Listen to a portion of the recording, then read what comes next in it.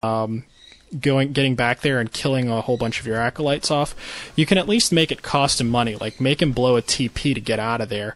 If he can just get out of there scot-free, it's not so great. So,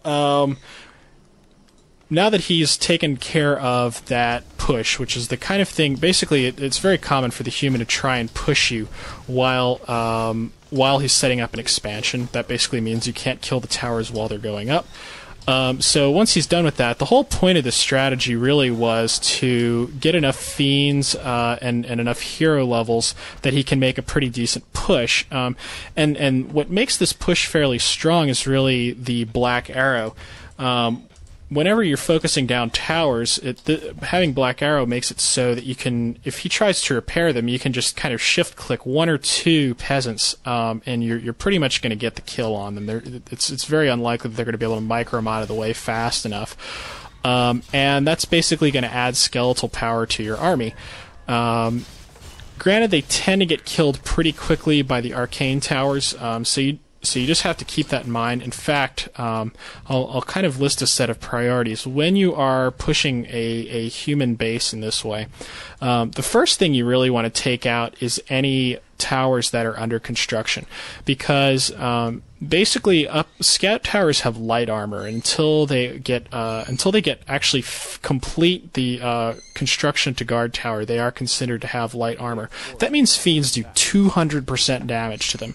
So you basically have that window of time while the tower is building, and where just a couple volleys from the fiend will flatten it, and it's really strong in that way.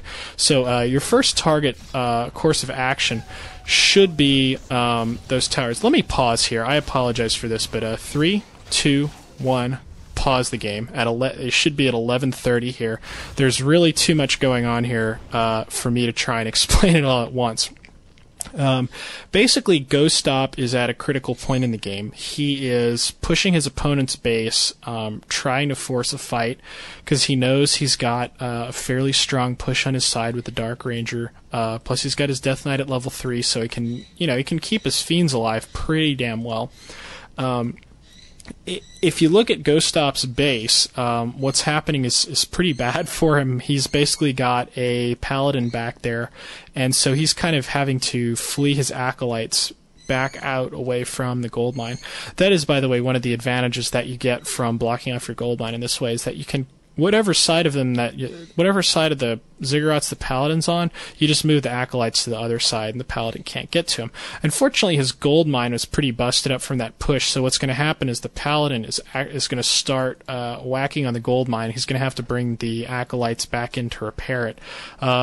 Just something to watch for. Like I said, the only real counter that you can do to a Paladin pushing your base in this way is to get a Zeppelin and load your acolytes in it, and use that to keep them safe until you can chase the Paladin off. Unfortunately, Zeppelins aren't available on Echo Isles. That's one of the reasons the strategy is so strong on it, combined with the fact that the Paladin can creep it very easily. But so it's it's kind of a crappy situation, and it's one of those deals where once he gets those 2 gold mines up solid, the Paladin harass is really going to slow you down even more, and there's absolutely nothing that you can do about it. In fact, he's actively getting screwed by it right now. So that's why he's using the Dark Ranger to go ahead and make this fairly strong tier 2 push against Thu's base.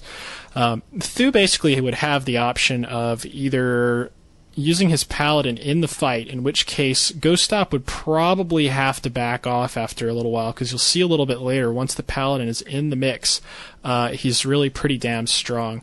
However, Ghost Stop's basic purpose here is to start doing some damage and also keep Thu's tower numbers down, so that he will still be able to screw him over when he first gets destroyers. And you see he's about halfway through to tier 3. So he would have to fight a lot more conservatively if the Paladin were in this fight. If you look at Ghost Stop's position here, he's going to have militia and everything kind of coming in on top of his fiends, and that's not normally something that you would want to allow happen. He can basically do this and fight at a somewhat compromised position, because the Paladin is not actually in the fight right now. He's off screwing over Thu's base. So, you can take advantage of things in that way. definitely takes a lot of talent. I don't really have any good tips for managing a paladin screwing over your base while you fight. You basically just have to be fast about it. I would spend most of your time focusing on the fight. Don't worry if you're not like 100% efficient in dealing with the paladin. Just don't do anything stupid like let him kill your gold mine or let him get all of your acolytes when you could have easily saved most of them. Okay, so I will quit yakking and go ahead and get this unpaused. You should be at 11:30, and I am going to be talking about the battle that's actually going on outside of the human base, because paladin screwing over your acolytes, we've all seen that before. So let's get this unpaused in 3, 2, 1, unpause. Basically, Ghost Stop's going to be microing for focus fire here.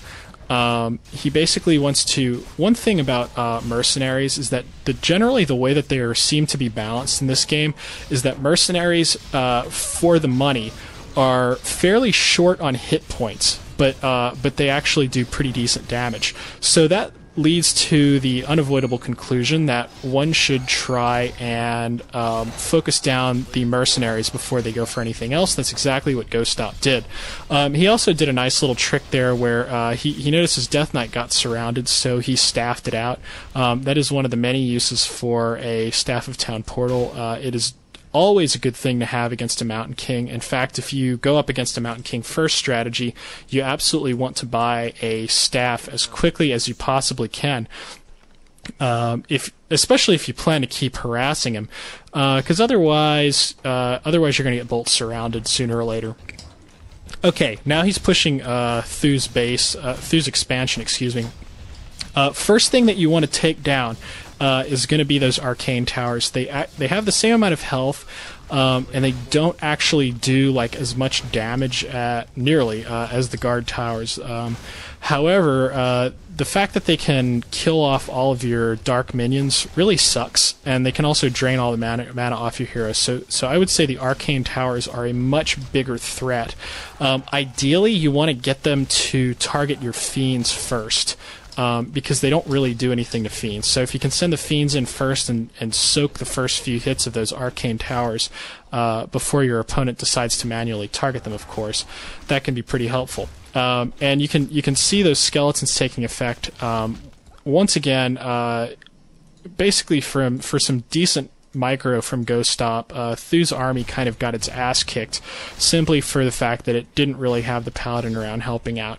I wish he would kill that damn shot because it's like almost constructed, but I guess he's more interested in taking out the base. Anyway, what's about to happen is kind of what I mentioned with the once the paladin is actually in the fight, Ghost Stop actually is going to end up having a town portal pretty quickly. So you'll get a feel. The main thing that I want y'all to understand from that is that most people that you go up against in ladder are probably going to be a little bit more conservative than Thu was here. And they're probably going to staff their paladin back, or town portal him back, and actually use him in the fight when you try to push their expansion. If that's the case, what you want to do is kind of do whatever your damage you can, but keep your fiends fairly safe, and just kind of buy yourself some time so that you can get destroyers. The idea being that, you keep fighting with him, and maybe like pick off some of his mercenaries or stop him from building towers, things like that.